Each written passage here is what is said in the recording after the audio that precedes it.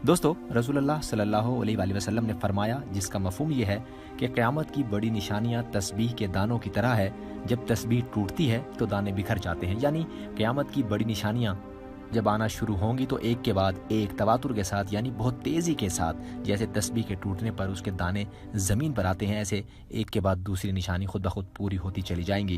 क़यामत की बड़ी निशानियां कौन सी हैं? इनमें दज्जाल का खुरूज। दुनिया जब से बनी है तब से क़यामत तक दज्जाल से बड़ा फितना ना तो आया है और ना ही आएगा। हज़रत ईसा अलैहिस्सलाम का नज़ूल, याजूज और माजूज, उनके कबीले का किसी को नहीं इल्म के कहाँ हैं और उनको ज़ुल्करनैन ने अल्लाह की मदद से कहाँ कैद किया था। ख़वातीन और हज़रात, आज की इसी वीडियो में हम आपको क़यामत की बड़ी निशानियों में से एक बड़ी निशानी याजूज और माजूज के बारे में बताएंगे। और इसकी तफसीलात में जाने से कबल एक मरतबा आप सभी दोस्तों से इल्तिमास है, अगर आपने अभी तक हमारा चैनल पीपल लाइव सब्सक्राइब न किया हो तो रेड बटन दबाकर चैनल को अभी इसी वक्त सब्सक्राइब कर लीजिए और साथ ही बेल आइकन पर क्लिक कर दीजिए ताकि रोज़ाना की बुनियाद पर नई आने वाली वीडियोस भी आप तमाम दोस्तों तक पहुँचती रहे और आप मुस्तकबिल में भी हमारी ऐसी इन्फॉर्मेटिव और दिलचस्प वीडियो से फ़ायदे उठाते हैं। याजूज और माजूज हज़रत नूह अलैहिस्सलाम के तीसरे बेटे याफिस की औलाद में से हैं। ये इंसानी नस्ल के दो बड़े वहशी कबीले रह चुके हैं जो अपने इर्द गिर्द रहने वालों पर बहुत जुल्म और ज़्यादतियाँ करते थे और इंसानी बस्तियाँ तक ताराज कर देते थे। कुरान मजीद की आयात तौरात के मुतालिब और तारीखी शवाहिद से मालूम होता है कि ये लोग शिमाल मशरिकी एशिया में ज़िंदगी बसर करते थे और अपने वहशियाना हमलों के नतीजे में एशिया के जनूबी और मगरबी इलाकों में मुसीबत बर्पा करते थे। बाज़ तारीख दानों ने इनके रिहायशी इलाके को मॉस्को और तोबलसेक के आस पास बतलाया है और बाज़ का ख्याल है कि याजूज और माजूज की शोहरत तिब्बत और चीन से बहरे मुंजमिद शुमाली तक और मगरिब में तुर्किस्तान तक फैली हुई थी, यानी कि ये करीब करीब उन्हीं इलाकों से ताल्लुक रखते थे। हज़रत ज़ुल्करनैन के ज़माने में याजूज और माजूज के हमले वबाल जान बन गए थे। उनकी रोकथाम के लिए ज़ुल्करनैन ने पहाड़ों के माबैन ऊंची और मजबूत सद यानी दीवार तामीर फरमाई। ज़ुल्करनैन और सद्दे ज़ुल्करनैन यानी वो दीवार जिसको तामीर ज़ुल्करनैन ने करवाया था का जिक्र कुरान करीम की सूरह कहफ में मौजूद है। जिस ज़ुल्करनैन का कुरान मजीद में जिक्र है, तारीख़ी तौर पर वो कौन शख्स है, तारीख़ की मशहूर शख्सियतों में यह दास्तान किस पर बयान फरमाई गई है, इस सिलसिले में मुफस्सरीन के दरमियान भी इख्तलाफात मौजूद हैं। तारीख़ की किताबों के मुताले के बाद लोगों ने ज़ुल्करनैन की शख्सियत और सद्दे ज़ुल्करनैन से मुतालिक मुख्तलिफ अंदाज़े लगाए हैं। बहुत से कदीम उलमा और मुफक्कर सिकंदर आज़म को ही ज़ुल्करनैन मानते हैं, मगर बाज़ इसका इनकार करके ये दलील पेश करते हैं कि ज़ुल्करनैन दरअसल हज़रत सुलेमान अलैहिस्सलाम का ही खिताब था।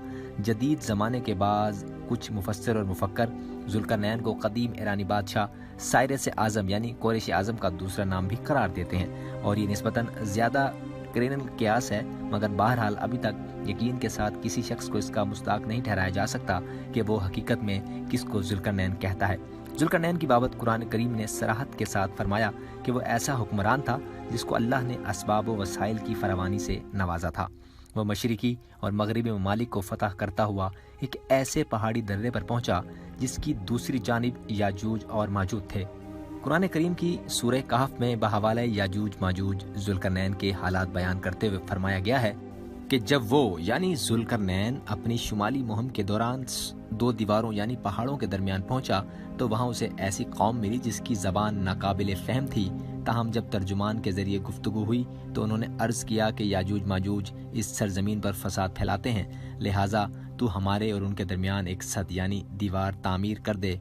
चुनाचा फिर तफसीलात भी कुछ इसी तरह थी कि किसी तरह ज़ुल्करनैन ने उस कौम को याजूज माजूज की यलगार से बचाने के लिए दीवार बनाई और जो दीवार बनाई गई वो कोई ख्याली और मानवी नहीं बल्कि हकीकी और हसी है, जो कि लोहे और पिघले हुए तांबे से बनाई गई थी, जिससे वक्ती तौर पर याजूज माजूज का फितना दब गया था। जब ये दीवार तामीर हो गई तो ज़ुल्करनैन ने अल्लाह का शुक्र अदा किया जिसने ये दीवार बनाने और लोगों को आए दिन की परेशानियों से निजात दिलाने की तौफीक बख्शी, मगर साथ ही लोगों को ये भी बता दिया कि ये दीवार अगरचे बहुत मजबूत और मुस्तहकम है, मगर ये लाजवाल नहीं, जो चीज़ भी बनी है बिलाखिर फना होने वाली है और जब मेरे रब के वादे का वक्त करीब आएगा तो वो इसको पैबंद खाक कर देगा और मेरे रब का वादा बरहक है। रही ये बात कि सद्दे ज़ुल्करनैन कहाँ वाक़े है, तो इसमें भी इख्तलाफात मौजूद हैं दोस्तों, क्योंकि आज तक ऐसी 5 दीवारें मालूम हो चुकी हैं जो मुख्तलिफ बादशाहों ने मुख्तलिफ इलाकों में मुख्तलिफ अदवार में जंगजू कौमों के हमलों से बचाव की खातिर बनवाई थी। उनमें सबसे ज़्यादा मशहूर दीवार चीन है, जिसकी लंबाई का अंदाज़ा 1200 मील से लेकर 1500 मील तक किया गया है और अब तक मौजूद ये दीवारें चीन, लोहे और तांबे से बनी हुई नहीं है और ना वो किसी छोटे कोहिस्तानी दर्रे में है। वो एक आम मसाले से बनी हुई दीवार है। बाज़ का इसरार है कि ये वही दीवार मारब है कि जो यमन में है। ये ठीक है कि दीवार मारब को एक कोहिस्तानी दर्रे में बनाई गया था, लेकिन वो सैलाब को रोकने के लिए और पानी ज़ख़ीरा करने के मकसद से बनाई गई थी। उसका मकसद किसी जंगजू या हमला आवर गिरोह से उसको रोकने के लिए नहीं था।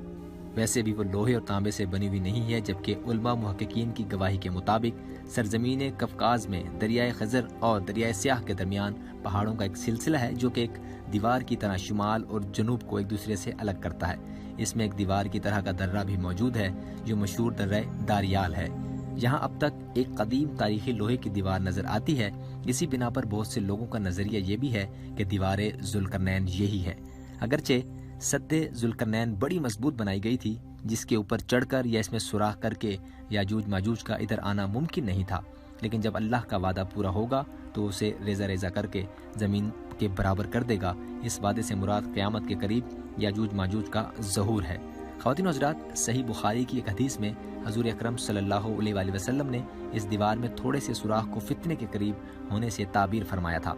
एक और हदीस में आता है कि याजूज माजूज हर रोज़ इस दीवार को खोदते हैं और फिर कल के लिए छोड़ देते हैं, लेकिन जब अल्लाह की मशीयत उनके खरूज की होगी तो फिर वो कहेंगे कल इंशाअल्लाह हम इसको खोद देंगे, और फिर दूसरे दिन वो इससे निकलने में कामयाब हो जाएंगे और ज़मीन में फसाद फैलाएंगे, यानी इंसानों को भी खाने से गुरेज नहीं करेंगे। तो अल्लाह ताला की तरफ से हज़रत ईसा अलैहिस्सलाम को हुक्म होगा कि वो मुसलमानों को तूर की तरफ जमा कर लें, क्योंकि याजूज माजूज का मुकाबला किसी के बस में ना होगा। हज़रत ईसा अलैहिस्सलाम और उनकी साथी उस वक्त ऐसी जगह खड़े होंगे जहाँ ग़िज़ा की सख्त किल्लत होगी। फिर लोगों की दरख्वास्त पर ही हज़रत ईसा अलैहिस्सलाम याजूज माजूज के लिए बद्दुआ फरमाएंगे। बस अल्लाह ताला उनकी गर्दनों और कानों में कीड़ा पैदा कर देगा जो बाद में फोड़ा बन जाएगा, जिसके फटने से ये लोग हलाक होना शुरू हो जाएंगे। सब के सब मर जाएंगे। उनकी लाशों से एक बालिश ज़मीन भी खाली ना होगी और हर तरफ उनकी लाशों की गंदगी और बू फैल जाएगी। फिर ईसा इब्न मरियम दुआ करेंगे तो अल्लाह जन्न शानहू ऊँट की गर्दन के बराबर परिंदे भेजेंगे जो इनकी लाशों को उठाकर जाने कहाँ फेंक देंगे। फिर एक बारिश होगी जिससे कुल ज़मीन यानी मुकम्मल ज़मीन साफ शफाफ हो जाएगी और हर तरफ हरियाली और खुशहाली फिर से दोबारा नुमदार हो जाएगी। ख़वातीन हज़रात, आगे बढ़ने से कबल एक मरतबा आप तमाम दोस्तों से भी हम बात जानना चाहेंगे, आपकी राय भी जानना चाहेंगे। अगर इस हवाले से हमारी किसी साथी की कोई तहकीक है तो हमें हमारे दूसरे दोस्तों तक वो ज़रूर पहुंचाए और नीचे कमेंट बॉक्स में इसी वाक़े के मुतल्लिक अपनी राय का बेदरेक इस्तेमाल भी कर सकता है, ताकि आपके तजर्बे और आपकी राय से हमारे दूसरे सुनने वाले भी मुस्तफ़ीद हों, फ़ायदा उठा सकें। ख़वातीन हज़रात, सही मुस्लिम में नवास बिन समआन की रिवायत में सराहत है कि याजूज माजूज का ज़हूर हज़रत ईसा अलैहिस्सलाम के नज़ूल के बाद उनकी मौजूदगी में ही होगा, जिससे इन मुफस्सिरीन की तरदीद हो जाती है जो कहते हैं कि तातारियों का मुसलमानों पर हमला या मंगोल तुर्क जिनमें से चंगेज़ भी था या रूसी और चीनी तो कौमें यही याजूज माजूज हैं जिनका ज़हूर हो चुका है, या मगरिबी कौमें उनका मस्ताक हैं कि पूरी दुनिया में इनका गलबा और तसल्लुत है। ये सब बातें गलत हैं, क्योंकि याजूज माजूज के गलबे से सियासी गलबा मुराद नहीं है, बल्कि कत्लो गारतगरी और शर और फसाद का वो आर्जी गलबा है जिसका मुकाबला करने की ताकत मुसलमानों में नहीं होगी। ताहम फिर वबाई मर्ज से सब के सब आने वाहिद में लुक़्मा अजल बन जाएंगे। ख़वातीन हज़रात, कौम याजूज माजूज का कुरान करीम में जिक्र जिस सियाक और सबाक से आया है, इससे तो ये मालूम होता है कि याजूज माजूज कोई फ़ौकुल फितरत लोग नहीं, बल्कि वो औलाद आदम ही से ताल्लुक़ रखते हैं। अलबत्ता वो फसाद फैलाने वाले लोग होंगे। जिस ज़माने में जुल्करनैन उनके इलाके में पहुँचे थे, उस वक्त उनकी हमसाया एक दूसरी कौम उनके शर और फसाद से बेहद परेशान थी और वे ऐसे वसाइल और ज़राए से महरूम थी जिनके ज़रिए वो अपना दिफा कर सकें। याजूज या मजूज तो जिस्मानी तौर पर ऐसे ताकतवर थे कि वो जब चाहते थे इस कौम को अपनी ज़्यादतियों और अपने शर और फसाद का निशाना बना लेते थे, या उनकी तादाद इतनी ज़्यादा थी कि उनकी हमसाया कौम उनसे अपने आप को महफूज रखने पर कादिर ना थी। वो जब चाहते उन पर चढ़ दौड़ते। इसी वजह से उन्होंने जुल्करनैन से दरख्वास्त की कि वो 2 पहाड़ों के दरमियान खला को बंद कर दें, जिससे होकर याजूज माजूज उन पर हमला करते थे। इससे भी मालूम होता है कि कमज़ोर कौम का इलाका याजूज माजूज के इलाके से अलग था और इन दोनों के दरमियान बुलंद पहाड़ हायल थे। तो ख़वातीन हज़रात, उम्मीद है कि आज की वीडियो भी हमारी तमाम गुज़श्ता वीडियोस की तरह तमाम दोस्तों को यकीनन पसंद आई होगी। अगर ऐसा है तो इज़हार पसंदीदगी एक बेहतरीन तरीका ये भी है कि हमारी वीडियो पर लाइक करें, कमेंट करें, और इसी हवाले से अगर आपके पास कोई राय है या आपकी कोई तहकीक है तो वो भी नीचे मौजूद कमेंट बॉक्स में लिख भेजिए, ताकि हमारे दूसरे सुनने वाले भी उससे फ़ायदा उठा सकें। इख्तिताम पसीर होने से कबल एक मरतबा आपसे भी दोस्तों से इल्तमास है कि अगर आपने अभी तक हमारे चैनल पीपल लाइव सब्सक्राइब ना किया हो तो रेड बटन दबाकर चैनल को भी सब्सक्राइब कर लीजिए और साथ ही बेल आइकन पर क्लिक करना ना भूलिए ताकि रोज़ाना की बुनियाद पर नई आने वाली वीडियोज़ भी आप तमाम लोगों की ज़िंदगियों में शामिल होती रहे और आप मुस्तकबिल में भी हमारी वीडियो से फ़ायदे उठाते रहें। ख़वातीन और हज़रात, आप तमाम दोस्तों की समातों का बेहद शुक्रिया।